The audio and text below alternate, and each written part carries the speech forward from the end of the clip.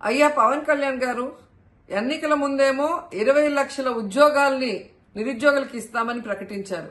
కానీ ఈరోజు అధికారంలోకి వచ్చిన తర్వాత ఏవి ఎక్కడ ఉద్యోగాలు అంటే నోట్ల నుంచి మాట రాదు. అండ్ ఒక ఫంక్షన్ లో చూడటం జరిగింది. ఇప్పుడు ఉద్యోగాలు ఇచ్చే పరిస్థితి లేదు, మరి యువతలో బాగా ఎనర్జీ ఉంది కాబట్టి బట్టలు చించుకోండి, అరవండి, సినిమా ఫంక్షన్కి వెళ్ళండి, బైక్ మీద ఎక్కి యాక్సిలేట్ ని రై రై అని చెప్పి వెళ్ళండి అని చెప్పి మీ మాటలు విని మీ ఫ్యాన్స్ ఇద్దరు చనిపోయింది కూడా మీకు గుర్తుందని అనుకుంటాను.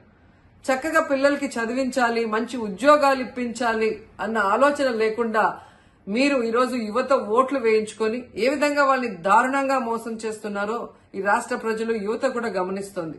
ఎందుకంటే మీ ప్లీనరీలో కూడా మీరు చెప్పడం జరిగింది, ప్రతి నియోజకవర్గంలో 500 మంది యువతకి స్వయం ఉపాధి కింద ఒక్కొక్క మనిషికి 10 లక్షలు ఇస్తాం ఏడాదికి అని చెప్పారు. మరి 10 నెలలు కావస్తుంది. 10 మందికైనా స్వయం ఉపాధి ఇచ్చారని అడుగుతున్నా. అటేమో చంద్రబాబు నాయుడుకి ఆయన సీఎం పదవి, ఆయన కొడుక్కి ఏ విధంగా షాడో సీఎం పదవి ఇచ్చి దోచిపెట్టాలన్న ప్రయత్నం చేస్తున్నారు. ఇటు చూస్తే పవన్ కళ్యాణ్ గారు మీకు డిప్యూటీ సీఎం, హైదరాబాద్ లో ఉన్న మీ అన్నకి ఇప్పుడు ఎమ్మెల్సీ ఇచ్చి మళ్ళీ మంత్రి పదవి ఇవ్వాలని. అంటే మీ కుటుంబాల్లో ఉన్న వాళ్ళకి ఉద్యోగాలు ఇచ్చుకొని వాళ్ళని ఎలా పెంచి పోషించాలని ఆలోచిస్తున్నారు తప్ప మీకు ఓట్లేసిన యువతకు గాని నిరుద్యోగులకు గాని ఒక్క ఉద్యోగమైనా ఇవ్వాలన్న చిత్తశుద్ధి మీకు ఉందా అని నేను ప్రశ్నిస్తున్నాను. ఈ రోజు మీరు చేయకపోగా జగన్మోహన్ రెడ్డి గారు తీసుకొచ్చిన మెడికల్ కాలేజీలని ఈ రోజు ఏ విధంగా ప్రైవేట్ పరం చేయాలన్న ప్రయత్నం చేస్తున్నారో అందరూ గమనిస్తున్నారు. ఉద్యోగం ఇవ్వకపోతే కనీసం 3000 నిరుద్యోగ భృతి ఇస్తామని చెప్పిన చంద్రబాబు నాయుడు మీరు ఈ రోజు ₹1 కూడా ఇవ్వకుండా ఉంటే ఎందుకు మాట్లాడలేదని నేను అడుగుతున్నాను. మీరు కూడా ఈ కూటమి ప్రభుత్వంలో భాగస్వాములే కదా, మరి ఎందుకు నోరు తెరవట్లేదు? లోకేష్ ఏమో జనవరిలో జాబ్ క్యాలెండర్ ఇస్తామని చెప్పారు. మరి మీరు అధికారంలో వచ్చి 10 నెలలు అంటే సంవత్సరం క్యాలెండర్ మారిపోయింది, నెల నెల మారిపోయి ఇప్పుడు మార్చి వచ్చింది. మరి జనవరిలో ఇస్తామన్న జాబ్ క్యాలెండర్ ఎందుకు ఇవ్వలేదు? దోచుకొని దాచుకోవడంలో ఉన్న ఇంట్రెస్ట్, కుటుంబంలో ఉన్న వాళ్ళకి పదవులు ఇచ్చే దాంట్లో ఉన్న ఇంట్రెస్ట్, ఓట్లేసిన ప్రజలకు మంచి చేయాలన్న దాంట్లో ఎందుకు లేదు అని అడుగుతున్నాను. ఇలాగే మీరు చేస్తూ ఉంటే ఈ రాష్ట్ర ప్రజలు మిమ్మల్ని బంగాళాఖాతంలో కలిపేస్తారు.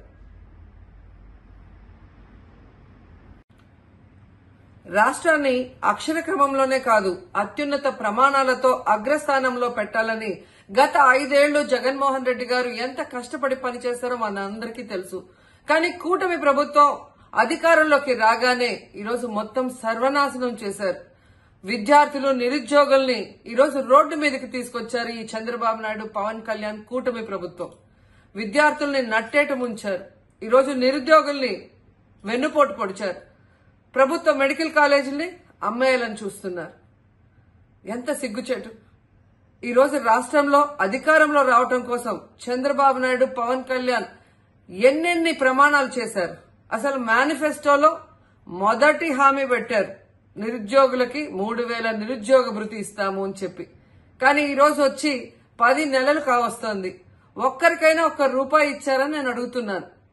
అండ్ ఏ ఉద్దేశంతో అయితే వైఎస్ రాజశేఖర రెడ్డి గారు ఫీజు రియంబర్స్మెంట్ తీసుకొచ్చారో, ఉన్నత విద్య అంటే ఉన్నతంగా ఉన్న కుటుంబాలకు కాదు పేదవాళ్లకు కూడా అందించాలి, వాళ్ళ పేదరికాన్ని నిర్మూలించాలని తీసుకొస్తే దాన్ని గత 5 సంవత్సరాలు 93% విద్యార్థులకి 100% ఫీజు రియంబర్స్మెంట్, అలాగే విద్యా దీవెన ద్వారా అందించిన ఘనత జగన్మోహన్ రెడ్డి గారికి దక్కింది. కానీ చంద్రబాబు నాయుడు కూటమి ప్రభుత్వం రాగానే ఫీజు రియంబర్స్మెంట్ ని గాలికి వదిలేశారు.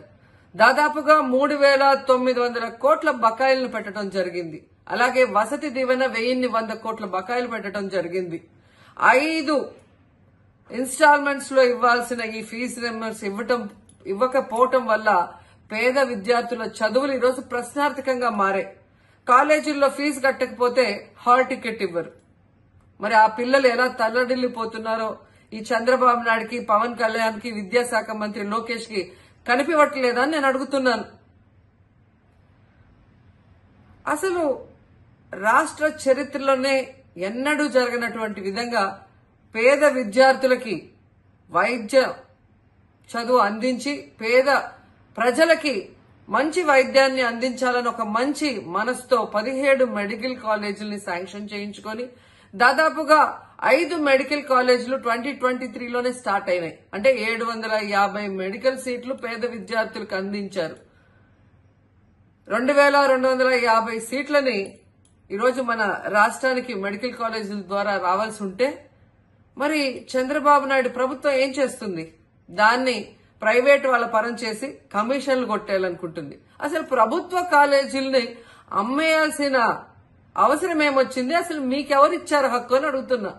మొన్న బడ్జెట్ లో మీరు చూస్తే బీజేపీ క్లియర్ గా చెప్పింది 75,000 మెడికల్ సీట్లని మేము ఇవ్వబోతున్నామని. కానీ రాష్ట్రంలో సీన్ రివర్సు. ఉన్న వాటిని క్యాన్సిల్ చేసి మాకొద్దు, దీన్ని ప్రైవేట్ కి ఇచ్చేస్తామనటం దురదృష్టకరమని కూడా ఈ సందర్భంగా తెలియజేసుకుంటున్నా.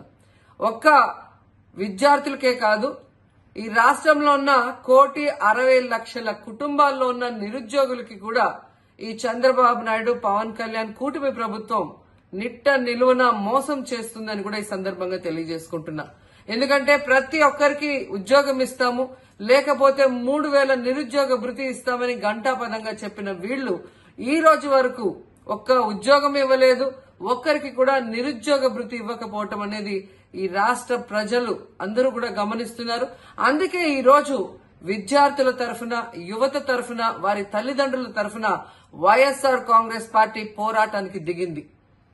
ఈ కూటమి ప్రభుత్వం ఫీజు రియంబర్స్మెంట్ 3,900 కోట్ల బకాయిలు వెంటనే చెల్లించాలి.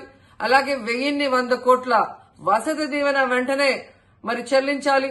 అలాగే మెగా డిఎస్సి ద్వారా భర్తీ చేస్తామన్న టీచర్ పోస్టులు వెంటనే వాటిని కూడా భర్తీ చేయాలి. అలాగే మెడికల్ కాలేజీల ప్రైవేటీకరణ ఆపు చేయాలి. లేదంటే మొన్నటి వరకు విద్యార్థులు మీ కోట్లేసినందుకు వాళ్ల చెప్పులతో వాళ్ళు కొట్టుకున్నారు. కానీ రాబోయే కాలంలో ఇదే విద్యార్థులు, యువత, వాళ్ళ తల్లిదండ్రులు అందరూ కూడా